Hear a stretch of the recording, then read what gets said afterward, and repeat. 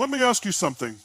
Have you ever sat on the edge of your bed, staring at the wall, knowing you have work to do, goals to crush, dreams to build, and yet you just can't move? You're not alone. But here's the truth, and I want you to let this sink in. Most people think the secret to success is willpower, that if you just had more discipline, more grind, you'd be able to force yourself to work, even when you don't feel like it. But let me tell you something. Even the most successful people in the world wake up some days and don't feel like doing a damn thing. They feel tired, uninspired, overwhelmed. The difference isn't that they feel amazing all the time. It's that they've learned how to connect their actions to something deeper than the moment. They've learned how to tap into an emotional reason that's bigger than their excuses. Here's the truth. Logic will get you started, but emotion will drive you through the pain. When you're exhausted, when your mind is telling you to quit, logic doesn't stand a chance. But emotion cuts through the noise. It reminds you why you started. It reignites the fire. Successful people don't just say, I need to do this. They say, if I don't do this, who loses? They make it about something greater than themselves. It's not about checking off a to-do list. It's about building a future, providing for their family, proving to themselves that they are who they say they are. It becomes personal, emotional, and that's where the power comes from. They ask better questions. Not, do I feel like working today? But what will my life look like a year from now if I keep showing up like this? Or what will I miss out on if I keep giving in to comfort? They don't run from discomfort. They run toward the impact their work creates. That emotional charge creates energy. It creates urgency. It moves them. There's an identity shift that happens here. When you connect your work to something meaningful, it stops feeling like a chore and starts becoming a mission. And when something is your mission, you don't need to be in the mood to do it. You just do it. You get up earlier. You stay focused longer. You push harder. Not because it's easy, not because it's fun, but because something inside of you says, this matters. And here's the thing. The stronger the emotional connection, the easier it becomes to override excuses. If your vision is weak, the struggle will win. But if your vision is strong, if you've anchored yourself to a purpose that lights you up even on the darkest days, you'll find a way to move forward. That's why successful people don't rely on shallow goals. They don't just say, I want to be rich or I want to be successful. They define what it means to them. They visualize their kids' futures, their legacy, the lives they can change. They feel it vividly, and that feeling becomes fuel. So if you want to force yourself to work when everything in you wants to stop trying to push from the outside, pull from the inside. Dig deep. Find that emotional trigger and use it. Because when the emotion is real, the action becomes inevitable.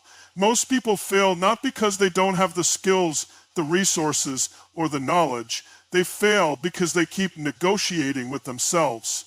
They entertain the voice in their head that says, maybe later, I'll skip just this once, or I don't feel like it today. And here's the problem. The moment you start negotiating with your excuses, you've already lost. Successful people, they don't enter that conversation. They made a decision a long time ago that their goals aren't up for debate. When you look at high performers, the people who consistently show up and produce results, you'll notice something powerful. They treat their commitments like promises carved in stone. It's not, I'll try to get this done. It's, this is getting done. Period. There's no space in their mind for excuses because they've conditioned themselves to follow through whether they feel like it or not. That's where their power comes from. Not from feeling motivated all the time, but from being non-negotiable with their standards. You see, discipline isn't about being robotic or heartless. It's about honoring your future self. It's about saying, I made this decision when I was clear-headed and focused. Now that I'm tired or frustrated or distracted, I'm not going to betray that decision just because it's uncomfortable. Every time you skip what you said you'd do, every time you give in to the easier option, you're telling your subconscious that your word doesn't mean much.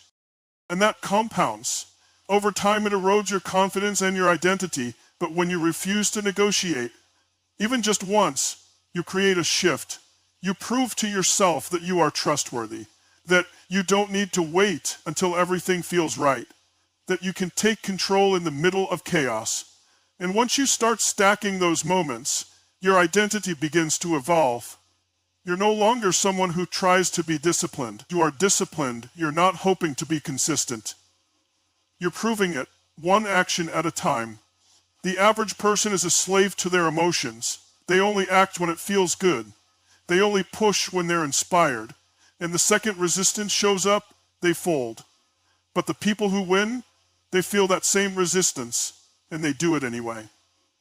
They understand that freedom, confidence, and results are on the other side of consistency. They've removed feelings from the equation. They've trained their brain to follow the plan, not the mood. It's not about being perfect. It's about refusing to let your emotions make your decisions for you. When you feel like quitting, they keep going. When the alarm goes off and it hurts to get up, they rise anyway. When they commit to something, they don't ask themselves every day if they still want to do it. They just do it. That's how champions are built. That's how results are earned. Not in the big flashy moments, but in the quiet ones when nobody is watching and you choose to keep going anyway. Every time you don't negotiate, you win. Every time you act instead of argue with yourself, you grow. And that's how successful people stay ahead, by mastering the conversation in their own mind and refusing to let excuses take the lead. One of the biggest myths about high achievers is that they're just naturally motivated all the time. That they wake up every day full of energy and drive, always excited to work, always ready to grind. That couldn't be further from the truth. The reality is, successful people have simply stopped relying on motivation. They've learned that waiting to feel like it is a trap. They don't depend on emotions to guide their actions. They depend on momentum. Motivation is fleeting.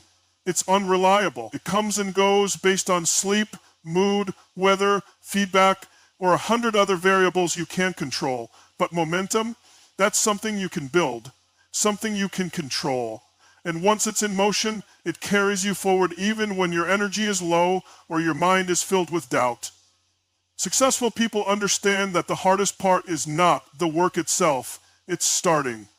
It's getting past the friction of the first step, but they've trained themselves to take that step no matter what. They don't wait for inspiration to strike. They create it. How? By doing. By taking small actions that lead to bigger ones.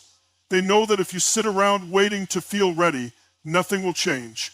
But if you stand up, move your body, send that first email, make that first call, open that document, something shifts.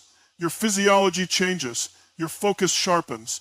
And suddenly, what felt impossible 5 minutes ago starts to feel doable. That's the power of momentum. It transforms inertia into progress. This isn't about hype or hustle culture. It's about reality. The human brain thrives on progress. It feeds off forward motion. And once you experience that hit of progress, your body wants to keep going. That's why the hardest workout is putting on your shoes. The hardest part of writing is opening the blank page. But once you begin, even if it's messy or uncomfortable, you've created a spark. And that spark grows. Successful people design their days to create motion early. They know that if they can win the first hour, they can win the day.